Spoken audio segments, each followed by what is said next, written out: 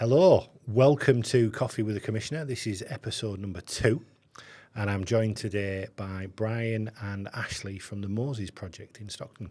Good afternoon, gents. Good afternoon. Good afternoon. Thank you for coming along. Welcome. Podcast is aimed at showcasing interesting people to the good public of Cleveland. I've met you before, Brian. You are a very interesting person, and I'm sure that our listeners will understand. And I'm sure Ashley is equally as interesting. Some say. Some say, yes. Yeah. So, as always with these things, relax, enjoy it. Yeah. We'll have a cup of coffee. We've had a cup of coffee, great cup of coffee, and lovely cake as well, I Yeah. might imagine, today. So, Moses Project. Yeah. Why did you call it the Moses Project? Right. I was looking when I did the business plan for the Moses Project. I couldn't think of a name, and I wanted a name that fits in with what we are doing. And the Moses Project, it's all about helping to change lives, all about helping to take people from a life of slavery to a life of freedom, being slavery to their whatever addiction it is. Now, in the Bible, we do have strong faith in God. We are Christians, but that doesn't. The Moses Project isn't about reading the Bible to people. It's not about that. It's far removed from that. Just about helping people. So in the Bible, there's a story about where Moses took the people from a life of slavery to a life of freedom. But along the way, they had to fight many battles. They were absolutely physical battles. So our lads who change their lives go from life of slavery to life of freedom, but they fight a lot of battles inside their own head. A lot of mental issues, mental battles, particularly over their past lives, and often go back to the childhood. And that's a great analogy, and I know we'll get into the detail more later, but broadly speaking, in the Moses Project, what is it you do on a day-to-day basis? Yeah, we work with males over the age of 25 who've got drink and drug problems, or those who are homeless. So it's all about, as I mentioned, about changing lives. So the lads come in, we have a drop-in 4 days a week, Tuesday to Friday. There's a hot meal served for them at lunchtime to come in, play pool, play table tennis, and it's somewhere where they can just come in a safe place and get away from the awful life that they lead sort of out there. But more important than all those things there, we have trained people to sit and have a chat with them about their lives, to sit and see how we can help them with their lives. And I've been along and I've seen it, and it's fantastic. And you're based just on the outskirts of Stockton Town Centre. So, how long have you been going then? Yeah, the Moses itself has been going for 12 years now. We're in our 12th year. Doing really well, getting stronger and stronger. And was it always something you wanted to do, or were you dragged into it? Not really. Yeah, it's funny you should use the word drag, because that did what happened.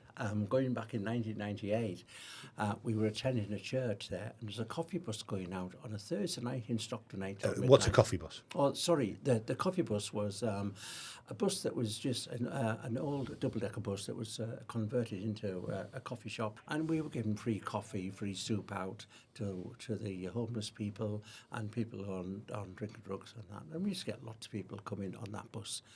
So what happened, Stella came to me one day and said, "I put your name down to drive the bus." And Stella's your wife? Yeah, sorry, my fault, yeah. So Stella came to me and said, "I put my name down to drive the bus." And I said, "I'm not driving the bus for those people. I'm not doing that. I'm not doing this." So we had a few words about it. But Stella said... Why was that, if you don't mind me asking? What was your view? My history was I was in business. We had shops and we had market stalls and we had a big cash and carry warehouse as well.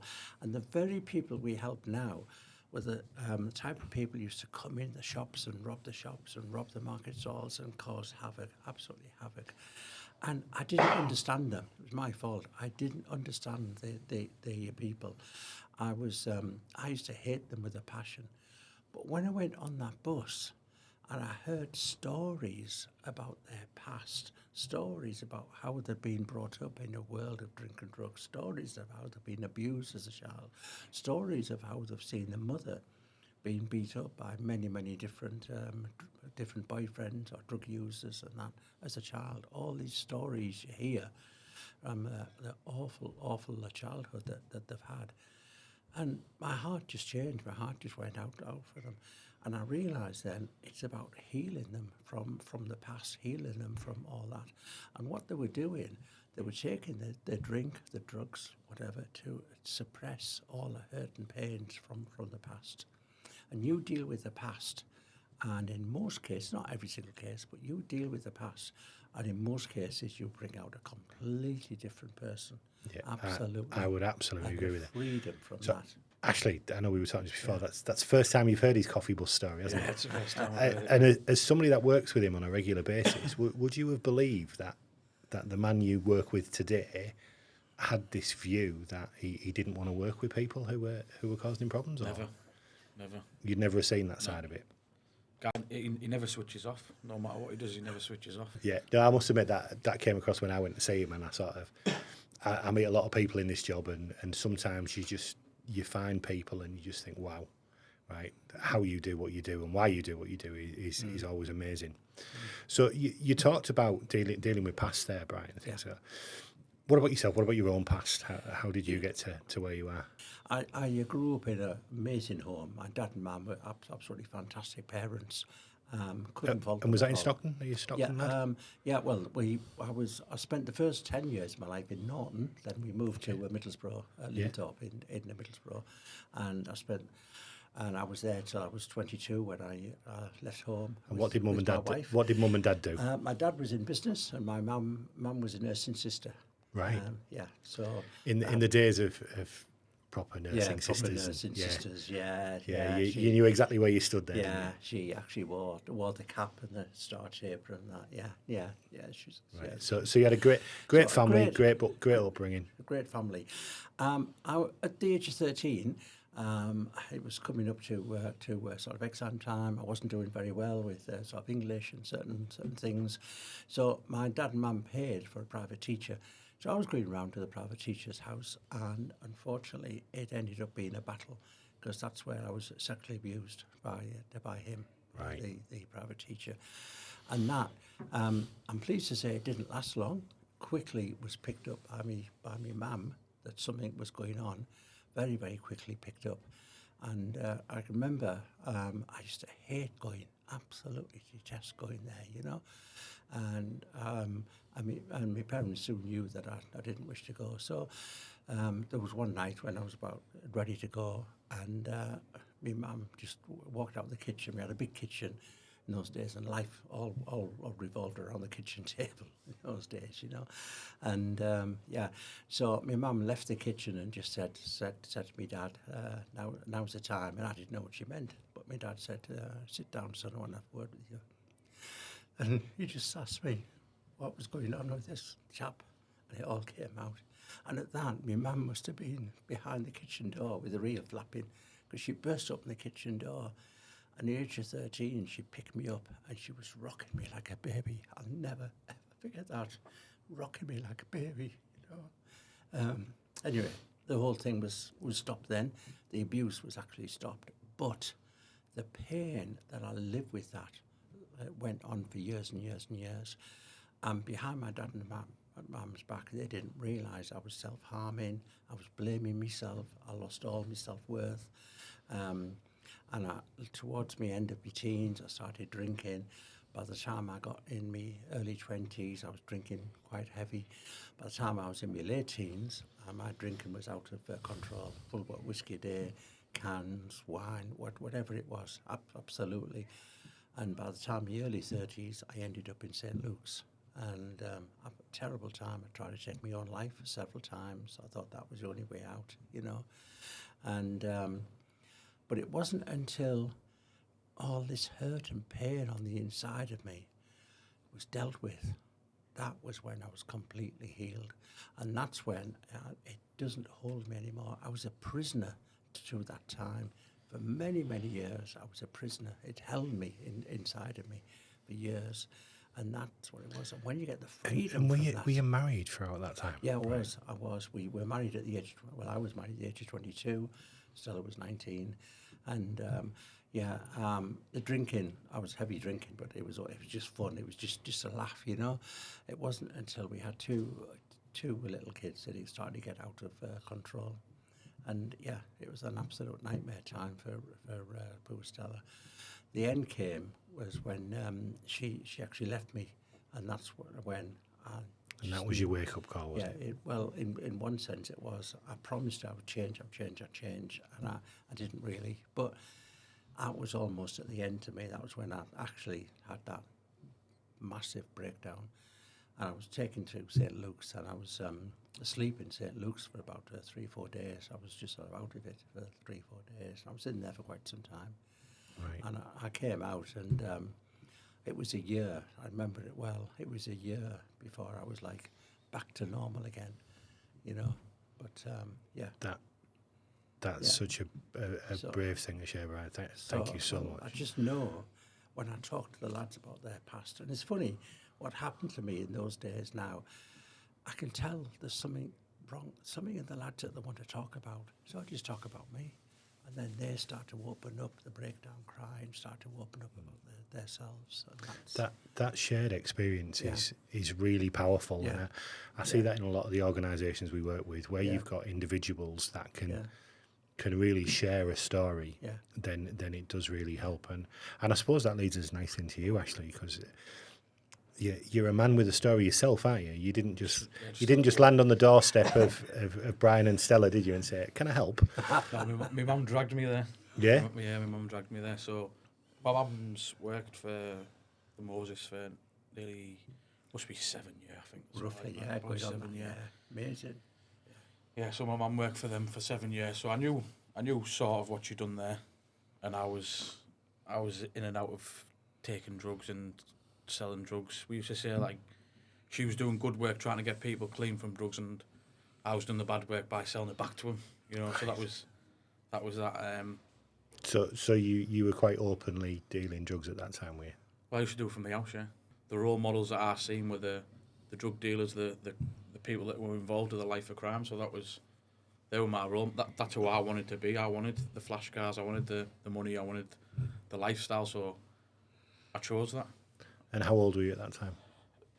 I started when I left school. No, it was when I was still in school actually. Right. Back end of school, yeah, because I was quite disruptive in school, but I wouldn't say I'm smart, but I'm not daft, and I could have done a lot in school, but I didn't. I was in with a good set of friends now that have got well paid jobs, that have got families, houses of their own.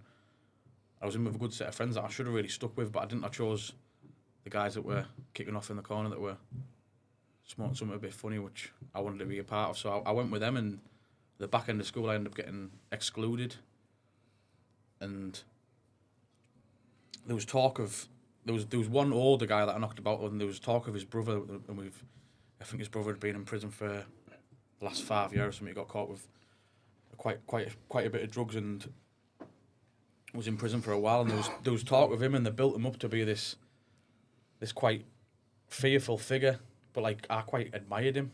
Never met him, quite admired him. So when he came out, I got to know him quite well, and that's when I started selling Class A drugs for him for very little money. But I didn't see it that. It got me what I needed throughout the day, and that was that. Yeah. So in a sense, I was groomed into it, because I was still young, and these guys were a lot older than me. Yeah, you were still impressionable. Yeah, they were making a lot of money, and I wasn't. I was taking all the risk, really. And you touched on there. You said you got addicted as well. So how did that come about, really? So it started off with just smoking weed, how you normally do, and throughout the years it moved on to harder drugs, cocaine, and then eventually, which led me to go to rehab, was my crack use, which is it was the first drug I started off selling, Right. and I seen what it could do to people, and I knew what I was like, so I always after that stint I stayed away from it throughout my life. Always stayed away from it, never sold it, because I know what I'm like, and I know if I start getting a hold of it, it'll get a grip of me. And it was only towards the end that the guy started giving me it, and I wasn't even selling it. I was smoking it all myself, and the money I was making I was putting back into that. So yeah, that was what led me to the Moses for help, really. Yeah, for help. And how long had you been addicted, would you say? I say addicted. I was a functional addict from the age of 15, 16-year-old to 28.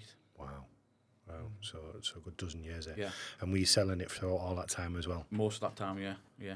So you'll have been reasonably well known to Cleveland's finest, were you? Of course, yeah. just a little bit, yeah. Yeah. So, and your mum was trying to get you the Moses project. So, what was the tipping point then? What got you there? The tipping point was, and there was something found in the house what shouldn't really have been in the house. So, the next day I went back because I got my mum texted me saying, "This has been found. If you don't get out of the house, the police are getting rang, and they can deal with it." So I went the next day, and my mum was sat on the sofa, my sister was on the sofa, and they were telling me that I need help. Son, you need help. You need to get out of this life. You need to sort yourself out. But me being me, I couldn't see it. You know, I had money in one pocket, drugs in the other pocket. I couldn't see that my life was spiraling out of control. So reluctantly, I agreed. And I think the next day I went down to see Brian, and we just got chatting. We made the phone call to Bethel, which is a Christian rehab based all over the country. Well, it's based all over the world actually. And about a week or so later, 10 days later, I was away in rehab. Yeah. So I don't ever want to go back to the person that I was. So I stay connected. My faith's strong. My faith's the only thing that keeps me grounded. Yeah. And I see with a lot of people I speak to who have maybe been addicted or whatever, they've got to replace that with something, right? Well, I think like, you know, how you're saying dealing with things in your past. A lot of people take drugs because there's something missing in their life, and that was probably my case. And by finding faith and finding God, that's filled the hole that drink, drugs, crime, all that nonsense used to take up. So obviously coming back to the Moses project then. So you've been away 3.5 years, and you come back, and I understand you sort of help out a bit now.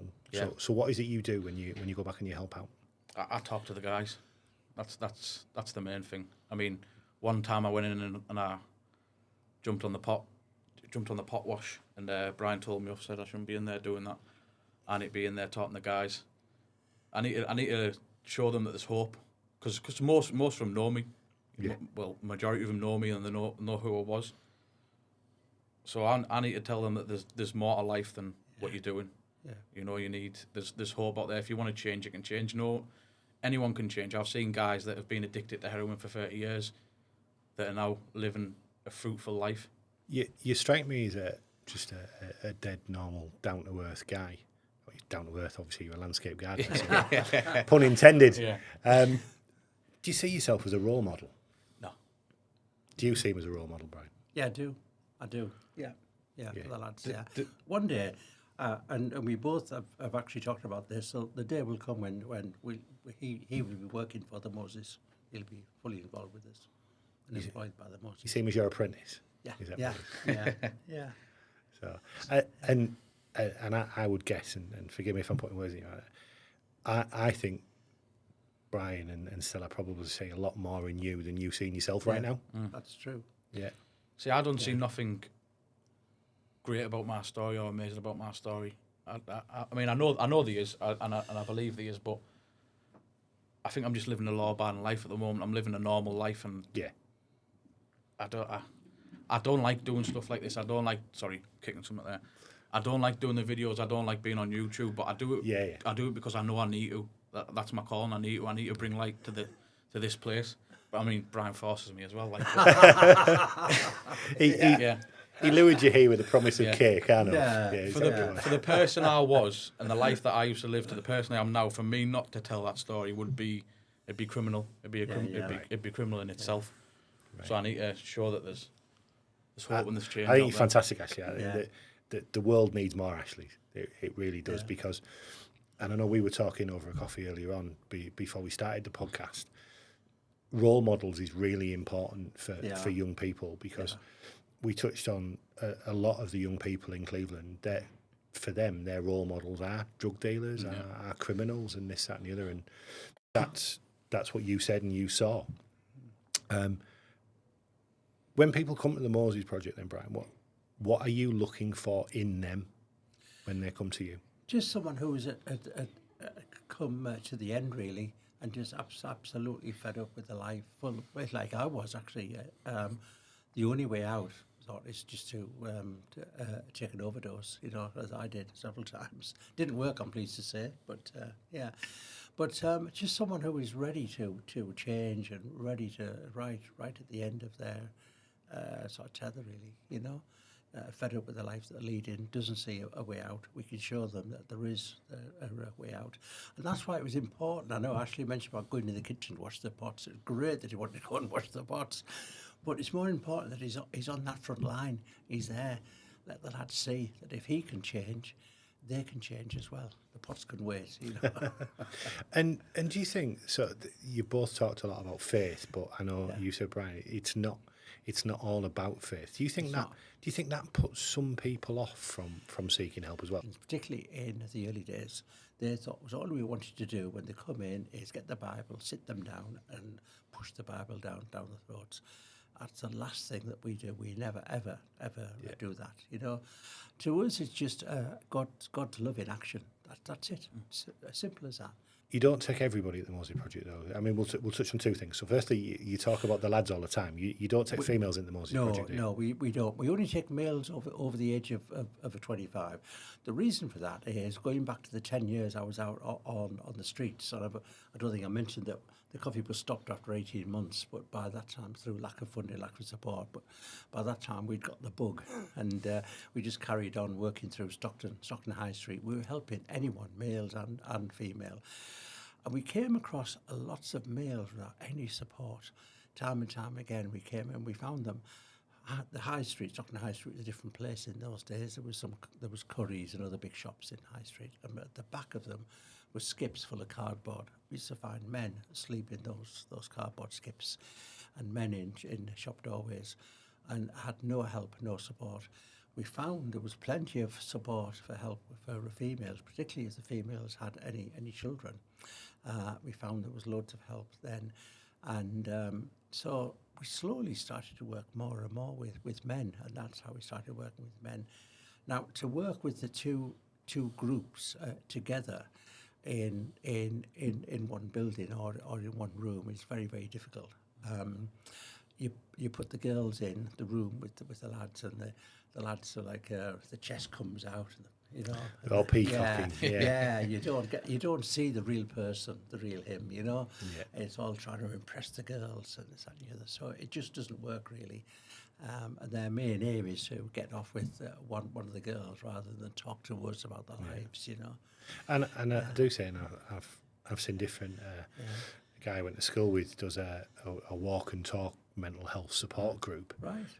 For men, and he's very much of the mind that guys open up to other guys in that environment in a way that they wouldn't do if there was females present and things like that. That is correct as well. Yeah, different trips out, going off to Saltburn with them for a game of crazy golf, going out on a walk and talk project every Monday we do with them.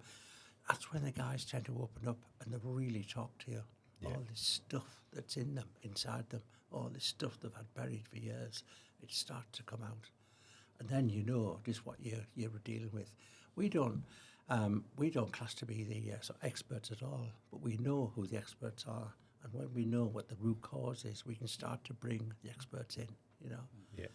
So you deal with homeless men and addicts and this and the other. So an addict comes to you. Yeah. Right, and wants your support, and he's willing to help. Yeah. What do you do for them? Right. Well, the first thing we'll do is to sit him down and have a good chat with him, see what he wants, devise a plan where he wants to go. And rehab doesn't suit everybody. It's not for every person. It depends on their circumstances, really. We talk about rehab. We go through the plans with them about rehab. Discuss if they need a detox. We can arrange a medical detox for them if that is needed. But we can put counselling services around them as well. We can do that. We look at the housing, where they are housed at the moment. Have they got a decent place to live? They might be living in a hostel. Well, we'll look about trying to sort out a better place for them to live than that hostel.